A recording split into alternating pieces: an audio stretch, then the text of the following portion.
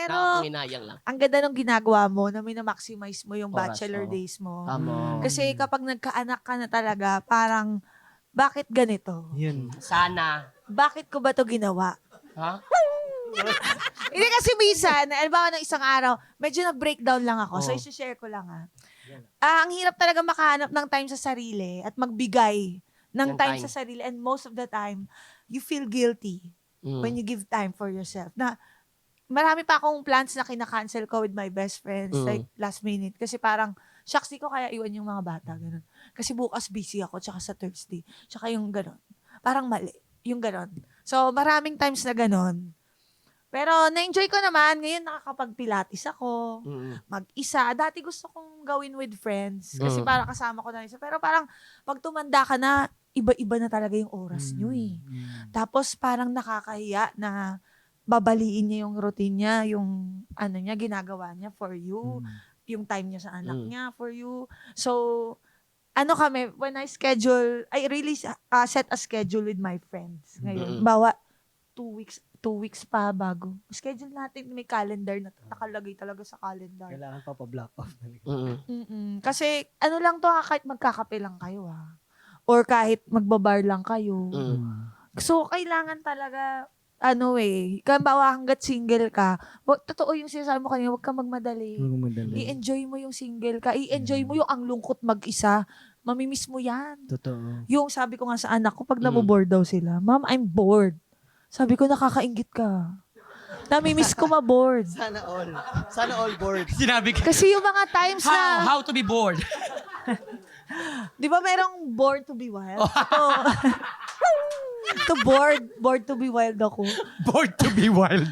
Pero mga time na na bored ka, pero yung utak mo tumatakbo ng tumatakbo. Nakakapagod yan. Kapag naging parent ka, you're gonna miss it. Kasi talagang it's really hard. Parang yung buhay mo talaga hindi na sa'yo. Nakakapagod. Actually, nakarelate din ako sa sinabi mo kanina na Ate Cha na minsan nagigilty ka magbigay ng time sa sarili mo.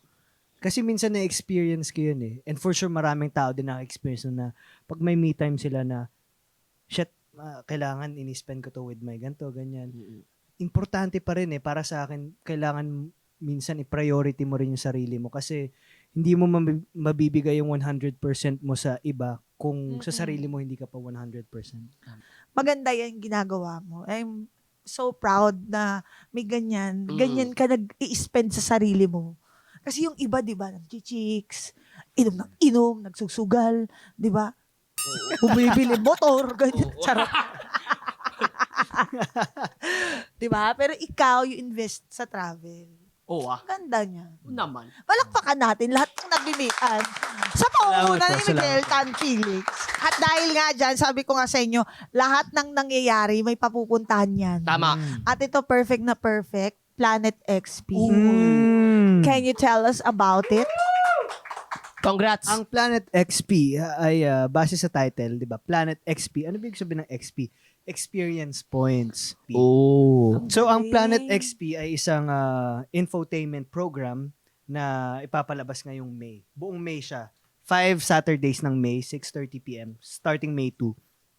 So, pupunta kami sa iba't ibang lugar para mag-gain ako ng XP points. Real life XP points. So, i-immerse ko yung sarili ko sa iba't ibang communities dito sa Pilipinas. Tuturuan nila ako kung paano ba sila mamuhay sa pang-araw-araw, ano yung mga pagkain na niluluto nila. And through that, magigain ako ng real life XP or real life knowledge na pwede kong i-share sa mga kabataan, pwede kong gamitin din sa sariling experiences ko. Kunyari, eto natutunan ko, ganito dapat yan. So, etong show na to, so very close to my heart kasi first travel show ko. Namilig ako sa travel. Dream ko to eh. Na Dati show. ko pang gusto magka-travel show. Ngayon, nandito na. And pangalawa, first solo hosting gig. Diba? So, medyo pressure din. And sobrang swerte na natin dito sa GMA kasi nag-grant tayo. In partnership natin dito ang NCCT or National Council for children's television. Ang ganda. So, panoorin niyo po. Pero, di ba sabi mo first solo hosting gig mo to? How did you prepare for that? Kasi yung traveling, okay na to, kaya ko na to. Pero yung hosting na Preparasyon, solo, how did you prepare? Ang pinaka nag-guide sa akin dito ay si Tito Boy. Nagkaroon ako ng mga ilang session sa kanya. Akala ko tour guide mo siya eh. Hindi. Siya nag-guide dito. Dito naman, mag-uusap tayo ng 20 minutes. Nanay, tatay. Tapos, So, mayroon kang kami. workshop. Hosting workshop. Yes. Ilang sessions nga ulit, sorry? 2. Ha? So- Walang iya ka, Miguel. Kala ko umabot ka 5. Hindi, Oh. basta 2. 2. Busit ka. Oo. So, Okay. eto na nga. Isa sa mga preparations na ginawa ko ay tanggalin kung ano talaga ang idea ko of hosting. 'Di ba? Unknowing. Diba? Unlearning. Diba? Aha. Kasi isipin mo, kung manonood ako ng, kunyari, let's say, Amazing Earth, napakagaling ni Kuya Dong na host, travel host, Drew Arellano, Drew. Biyahe ni Drew, or Zac Efron, Down to Earth. 'Di ba? Kung gagayahin ko sila, wala Toy na, down to earth. kung gagayahin ko sila, wala na akong identity bilang host. Hindi Oo nila nga makikita naman. kung sino ba talaga si Miguel bilang traveler. Mm-mm. So, isa yun sa mga pinag-aksyan ko ng panahon is how to unlearn. Di ba? So, yun. Binuo namin la Tito Boy kung paano ko. Ang sagot ay maging natural lang. Yun din yung sagot. Oo. Ang galing, no? Sana magtuloy-tuloy. No? Sana nga. Yun So, nga yung wish namin. may chance eh, no?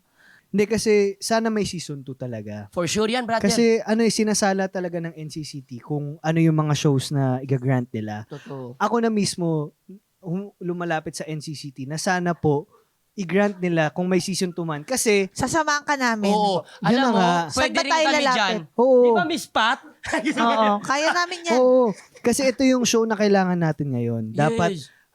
Wala nang yung mga ganyan. Gen Z, Gen Alpha, kailangan natin silang ma-influence na to reconnect Yes, sa, reach out. sa nature, Oh. Sa work- Philippines. sa Philippines, lalong-lalo ng mga Pinoy. Oo. Di ba wala nang masyadong ganyan, lahat tayo nasa gadgets. Kasi ang siya kayo kung saan kayo nagpupunta, mahal Oo. ginagastos nyo. Wow. Unahin nyo muna dito sa Pilipinas. Oo, Oo, ang ganda-ganda ng poster ng DENR. True lalo.